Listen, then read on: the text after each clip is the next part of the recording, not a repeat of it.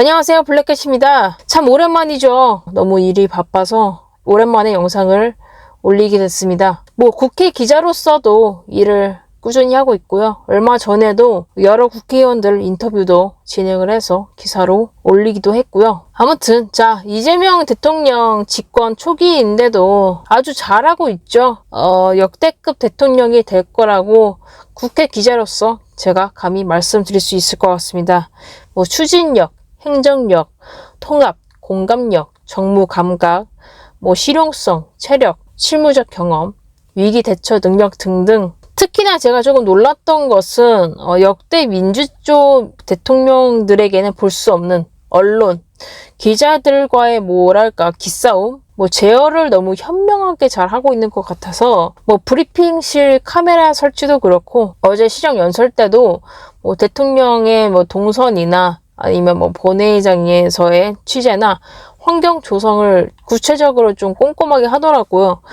처음 보는 방식인데도 너무 억압되지도 않고 아주 깔끔하고 정갈하면서 세련되게 언론들의 분위기 조성을 잘 하고 있다는 게 느껴졌습니다. 하나를 보면 열을 알 수가 있죠. 예전에도 말씀드렸지만 가장 좋은 대통령, 지도자는요, 국민들이 대통령이 있는지 없는지도 모르는 일을 잘하고 있구나, 내가 신경을 안 써도 되겠구나 라고 정치나 행정에 대해서 무관심할 정도로 아무 탈 없이 국정이 흘러가게 하는 리더라는 걸 말씀드린 적이 있었습니다. 그래서 이번 정권이 알아서 잘 하겠거니 하고 전 제 할 일을 할 수 있다는 게 참으로 좋고요. 본격적으로 오늘은 권력 행사의 법칙에 대해서 알려드릴 건데요. 사실 국민을 위해서 이렇게 개같이 일하고 성과를 내는 이재명 같은 대통령에게는 별 상관없는 스킬이긴 합니다. 다만 법과 같이 정치, 권력의 기술을 악용해서 권력을 취하는 부류들을 판단하고 분석할 수 있다는데 시사점이 있다는 거고요. 권력 행사의 법칙에는 기본적으로 한 14가지가 있습니다. 오늘의 특강편에서는 획득한 권력을 가장 효과적으로 다루는 방법에 대한 것입니다. 여기에 속하는 법칙들을 익힌다면 일상생활에서나 회사에서나 라이벌이 나를 위해 일하게 할 수도 있고요. 불리한 상황을 오히려 기회로 바꿀 수도 있죠. 역사상 가장 뛰어났던 권력자들은 대담한 공격, 치밀한 계획, 은밀한 행동을 적절히 배분해서 최고의 권력을 행사했습니다. 싸워서 질 바에야 차라리 항복을 선언한 사람도 있고요. 친구가 아닌 라이벌을 동료로 받아들이는 등 예측할 수 없는 행동으로 상황과 상대를 장악한 바 있습니다. 첫 번째는요, 친구를 멀리하고 적을 이용하라는 것이죠. 용인술입니다. 중요한 위치에 친구를 쓰게 되면요, 불가피하게 우리의 권력이 제한을 받게 됩니다. 친구의 눈치를 볼 수밖에 없기 때문이죠. 어떤 형태의 조직에서든 사람들과 거리를 유지해야 합니다. 일을 하려고 모인 것이지 친구를 사귀려고 모인 것이 아니기 때문이죠. 진짜 우정이든 가짜 우정이든 진실을 흐릿하게 가릴 수 있다는 것입니다. 권력의 열쇠는 어떤 상황에서든 우리의 이익을 가장 크게 증진시켜줄 사람이 누구인지 판단하는 능력이 있습니다. 친구는 우정을 위해서 사귀면 되고 일은 유능하고 실력 있는 사람과 함께 해야 한다는 것이죠. 반면 적은 아직 개발하지 않은 금강과도 같습니다.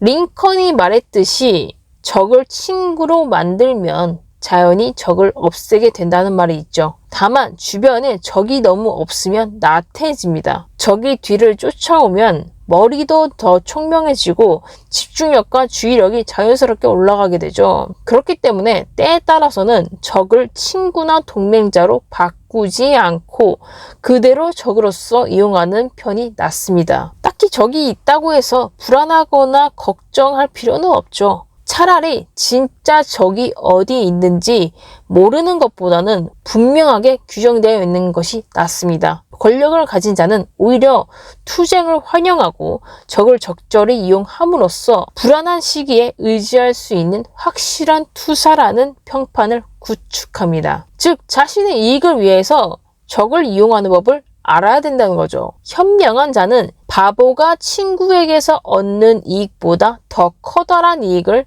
적에게서 얻습니다. 다만 일반적으로 일과 우정을 혼동하지 않는 것이 가장 좋지만 때로는 친구를 적보다 훨씬 효과적으로 활용할 수도 있습니다. 예를 들어서 권력의 자리에 있는 사람은 때때로 더러운 일을 해야만 하는 때가 있습니다. 친구는 때로 그러한 일을 기꺼이 떠맡죠. 애정과 우정이 있기 때문에. 또 모종의 이유로 계획이 틀어졌을 때 친구에게 잘못을 전가할 수도 있죠.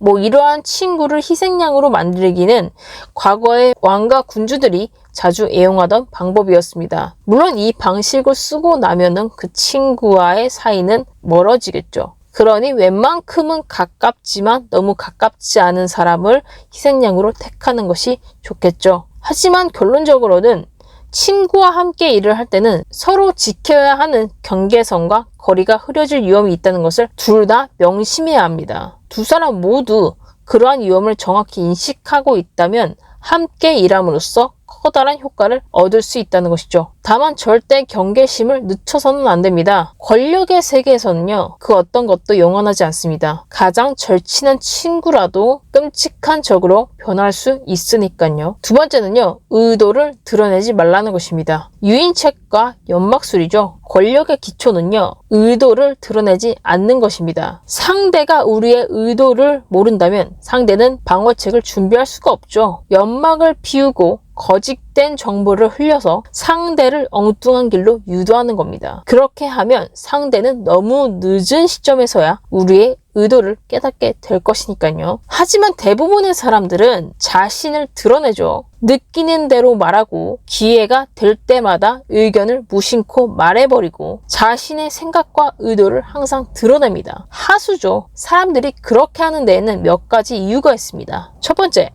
자신의 감정과 앞으로의 계획을 말하고 싶어하는 것은 자연스러운 현상이고 또 그렇게 하는 것이 쉽기 때문입니다. 말을 삼가고 계획을 감추기 위해서는 의식적인 노력이 필요하니까요. 둘째는 정직하고 열린 태도를 보이면 타인의 마음을 얻을 수 있고 자신의 좋은 성품을 나타낼 수 있다고 믿기 때문입니다. 그러나 이건 커다란 착각이죠. 인간은 본능적으로 드러난 바를 믿습니다. 눈에 보이고 귀에 들리는 것의 진실성을 끊임없이 의심하기는 너무 지치고 힘들기 때문이죠. 그래서 의도를 감추는 일은 상대적으로 쉽습니다. 우리가 바라는 바, 우리가 추구하는 목표를 거짓으로 꾸며서 사람들의 눈앞에 들이대는 것이죠. 그러면 그들은 눈에 보이는 것을 진실로 믿게 됩니다. 유인물에 시선을 집중하면 그들은 진짜 의도를 간파할 수가 없기 때문이죠. 잘못된 정보를 제공하는 효과적인 전술 중 하나는요, 실제로는 우리가 반대하는 아이디어나 대의를 지지하는 척하는 것이죠. 비스마르크가 이러한 방식을 연설을 통해서 효과적으로 사용한 바 있습니다. 실제로는 전혀 관심 없는 것을 갈망하는 척하는 것이죠. 그러면 적들은 그것을 믿고 갖가지 엉뚱한 계획들을 세울 것이니까요. 또 고상한 척, 친근한 척, 정직한 척, 포커페이스를 하는 것입니다. 다만 이 전술도 한계가 있는데 평소에 기만에 능한 사람이라는 평판이 이미 나 있다면 앞에서 설명한 방법들은 통하지 않을 것입니다. 시간이 흘러서 우리의 작전이 성공하는 획수가 많아지면 이러한 교활한 방법들은 위장하기가 쉽지 않겠죠. 세 번째는요, 최소한의 말만 하라는 것입니다. 이건 많이 들어보셨죠? 말을 아껴라. 침묵의 효과입니다. 말은요, 많이 하면 할수록 더 평범해지고 권위가 떨어지는 법입니다. 말로 인상을 남기려고 할 때는 더욱더 그렇죠. 진부한 얘기를 할 때조차 모호하게 생각의 여지를 던지고 수수께끼처럼 만들어야 합니다. 위대한 권력자들은 말을 아낌으로써 강한 인상과 위화감을 남기죠. 많이 할수록 후회할 말을 하게 될 가능성이 높아지기 때문입니다. 말을 삼가면 중요하고 힘있는 사람으로 비춰질 뿐만 아니라 후회할 말이나 위험한 말을 하게 될 가능성도 줄어듭니다. 한번 내뱉은 말은 걷어들일 수가 없죠. 특히 비꼬는 말을 할 때는 신중해야 합니다. 신랄한 말로 순간적인 만족감을 얻을 수는 있어도 큰 대가를 치르게 되기 때문이죠. 그러나 이러한 전략도 모든 상황과 장소에 걸맞지는 않습니다. 말을 하지 않는 것이 현명하지 못할 때도 있죠. 예를 들어서 침묵이 의심이나 불안을 일으키기도 합니다. 애매모호하게 말하면 오히려 오해를 불어일으킬 만한 상황이 있다는 것이죠. 그렇기 때문에 침묵과 말을 삼가는 것 또한 장소와 때를 가려서 신중하게 활용해야 합니다. 네 번째는요, 내가 모든 것을 하려고 하지 말라는 것입니다. 나쁘게 말하면 일은 남에게 시키고 명예는 우리가 차지하라. 성과 가로채기죠.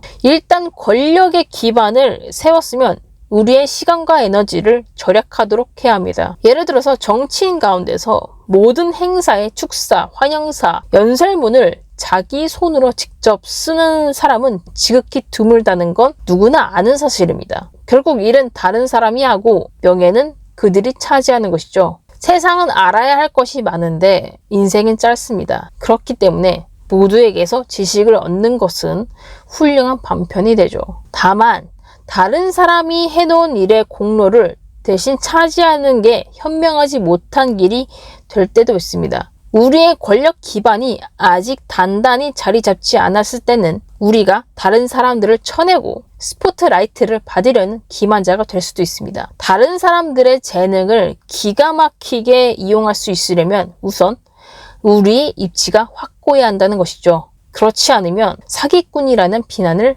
면치 못할 것입니다. 다섯 번째는 싸워서 질 바에야 항복을 선택하라는 것입니다. 전략적 후퇴죠. 레츠 추기경은 약자는 자신이 그래야 할 순간에 결코 허리를 굽히지 않는다고 했습니다. 권력은 항상 흐르죠. 모든 사람의 인생에서 항상 오르막길일 수도 없고 항상 내리막길일 수도 없습니다. 권력을 가진 자들은 언젠가 내리막을 걸을 때가 있습니다. 그러니 자신의 권력이 잠시 약해졌을 때 항복 전술은 우리의 힘을 키우는 완벽한 방법이죠. 항복은 우리의 야망을 은폐해주고 방어막을 세워줍니다. 이건 권력 게임의 핵심 기술인 인내심과 자제력을 가르쳐주기도 하죠. 만약 우리가 항상 맞서 싸울 경우에는 결코 승리할 수가 없습니다. 여섯 번째는 더러운 일을 직접 하지 말라는 것입니다. 평판은요, 무엇을 드러내느냐가 아니라 무엇을 감추느냐에 따라서 좌우됩니다. 누구나 실수는 하죠. 그러나 진정으로 똑똑한 자는 실수를 감추고 다른 사람에게 책임을 떠넘깁니다. 그런 때를 위한 유용한 희생양이 언제나 가까이에 있어야 한다는 것이죠. 희생양은 책임을 편리하게 전가할 수 있는 방식일 뿐만 아니라 다른 이들에게 경고를 보내는 역할도 할 수 있습니다. 다만 희생양이 너무 약하고 가한 벌이 너무 잔인하면, 즉 그래서 그 희생양이 피해자처럼 보이면 오히려 우리가 난처한 입장에 처할 수 있습니다. 그러니 때로는 사람들의 동정심을 적게 유발하는 강한 희생양을 택해야 한다는 것이죠. 일곱 번째는 대담하게 행동하라는 것입니다. 사람은 누구나 약점을 가지고 있습니다. 그러나 대담하게 행동하면 놀랍게도 약점을 감출 수가 있죠. 사기꾼은 대담하게 거짓말을 하면 할수록 더 효과가 크다는 사실을 알고 있습니다. 사람들은 대담한 이야기를 더 쉽게 믿고 그 안에 담긴 작은 모순점들을 알아채지 못합니다. 다만 이 대담함을 모든 행동을 지탱하는 전략으로 삼는 것은 곤란합니다. 적절하게 사용해야 하는 전술적 도구일 뿐이죠. 평생 대담함만 추구하는 것은 우리를 지치게 할 뿐만 아니라 결국 불행을 초래합니다. 대담성을 통제하지 못하는 사람들이 보여주는 건 너무 많은 사람들에게 상처와 불쾌감을 준다는 것이죠. 대담성을 발휘해야 할 때와 자제해야 할 때를 구분해야 한다는 것입니다. 여덟 번째는 우리가 돌린 카드로 게임하게 하라는 것입니다. 선택권을 통제하라는 것이죠. 최선의 기만책은 상대에게 선택권을 주는 것처럼 보이게 하는 것입니다. 어느 쪽을 선택하든 우리에게 유리한 결과가 나오도록 선택사항들을 조작하라는 것입니다. 상대에게 불리한 것 중에서 그나마 덜 나쁜 쪽을 선택하게 만들고 상대방을 딜레마에 빠지게 만들라는 것입니다. 어느 쪽을 택하든 상대는 상처를 입게 될 것이니까요. 아홉 번째는 사람들의 약점을 공략하라는 것입니다. 심리적 무장 해제죠. 성벽에도 틈이 있듯이 사람에게는 약점이 있기 마련입니다. 공공연히 약점을 드러내는 사람이 있는가 반면에 약점을 위장하는 사람들도 있죠. 약점을 위장하는 사람들은 대개 그 약점을 찔렸을 때 본 모습이 완전히 드러납니다.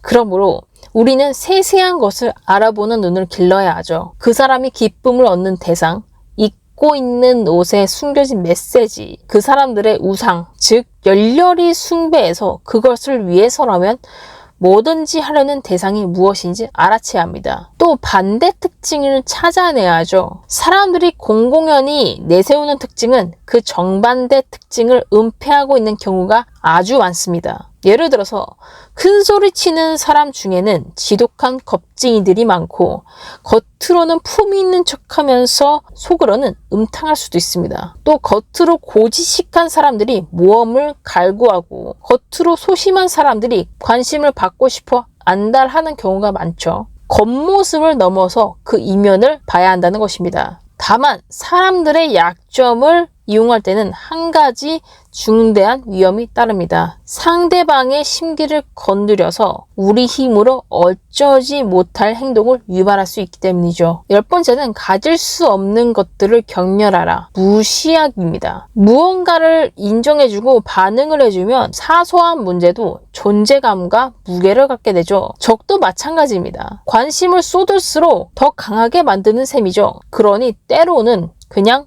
내버려 두는 것이 최선일 때도 있습니다. 관심을 덜 보일수록 우리는 더 우월해 보이죠. 다만 이런 무시라는 패는 조심스럽고 세심하게 다뤄야 합니다. 가만히 내버려 두면 사소한 문제들은 대부분 알아서 사라지지만 그 중에는 관심을 기울이지 않으면 점점 커져서 골마 터지는 문제들도 있으니까요. 사소한 문제들을 감지하고 처치 곤란으로 커지기 전에 다스리는 기술을 익혀야 합니다. 장차 재앙으로 번질 수 있는 문제와 조용히 놔두면 알아서 사라질 사소한 짜증거리를 구별하는 법을 배워야 한다는 것이죠. 11번째는 모든 것을 한 번에 바꾸려 하지 말라는 것입니다. 급진적인 개혁의 부작용이죠. 인간의 심리는 아주 많은 이중성을 내포하고 있습니다. 그중 하나는 사람들이 변화의 필요성을 느낄 때조차 변화가 그들에게 직접 영향을 미치면 분노하고 당황한다는 것입니다. 아무리 변화가 불가피하다고 생각을 하지만 내면의 깊은 곳에서는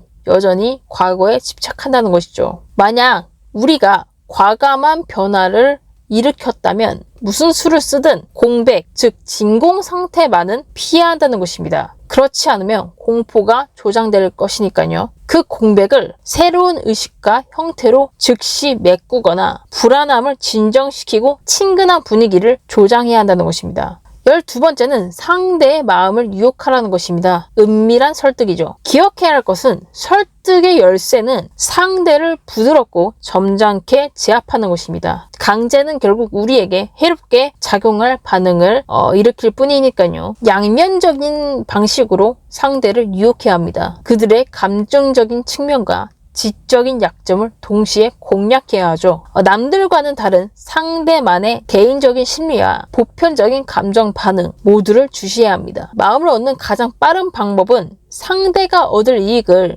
간단하게 보여주는 것이죠. 이해관계는 무엇보다도 강력한 동기가 됩니다. 훌륭한 대의도 마음을 얻는 데 요긴하지만 처음에 흥분이 시들어질 때쯤이면 이해관계가 고개를 쳐들기 마련이니까요. 대의는 상대를 유혹하지만 이해관계는 거래를 성사시킵니다. 13번째는 상대를 허상과 싸우게 하라는 것입니다. 거울 전략이죠. 거울은 현실을 비추지만 기만의 완벽한 도구가 되기도 합니다. 거울에 비치듯이 상대가 하는 그대로를 따라하면 상대는 우리의 전략을 파악할 수 없게 됩니다. 거울 효과는 상대방을 조롱하고 굴욕감을 안겨주고 과잉 반응을 이끌어냅니다. 상대의 심리에 거울을 들이대면 상대는 우리가 자신의 가치를 공유한다는 착각을 합니다. 거울 효과의 힘에 저항할 수 있는 사람은 별로 없죠. 상대의 바람과 욕구를 완벽하게 반사해 보여줌으로써 상대를 무력화시키는 것입니다. 이는 거울이 지닌 자아도취적 힘이죠. 분노를 일으키든 자아도취에 빠지게 하든 거울 효과는 상대를 혼란에 빠뜨립니다. 바로 그 순간 우리는 상대를 조정하거나 유혹할 힘을 갖게 된다는 것이죠. 마지막 14번째는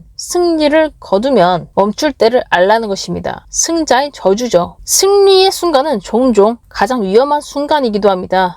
미리 세운 목표에 도달하면 거기에서 멈춰야 하지만 그러지 못할 때가 있죠. 자기를 다스릴 줄 알아야 한다는 뜻입니다. 멈춰야 할 때를 아는 것이 중요하죠. 주식에서도 그렇고 성공에서도 그렇고 욕심에서도 그렇습니다. 승리를 거뒀을 때야말로 일단 멈추고 마음을 가다듬어야 할 때입니다. 그럼에도 위험을 무릅쓰고 계속 나아가다가는 그동안의 수고가 무산될 뿐 아니라 오히려 실패로 끝날 수도 있기 때문입니다. 반대 신문에 대해서 변호인들이 말하는 것처럼 승리하면 적절히 멈추고 조절하는 법을 알아야 하죠. 자, 지금까지 국회 기자가 소개해드린 정치공학 3편 권력 행사의 법칙이었습니다. 제가 올해는 너무 바빠서 영상을 자주 못 올리지만 잊지 않고 종종 시간이 날 때마다 영상을 올릴 테니 기다려주시면 감사드리겠습니다. 다음 편에서는 정치공학 특강 마지막 4편입니다.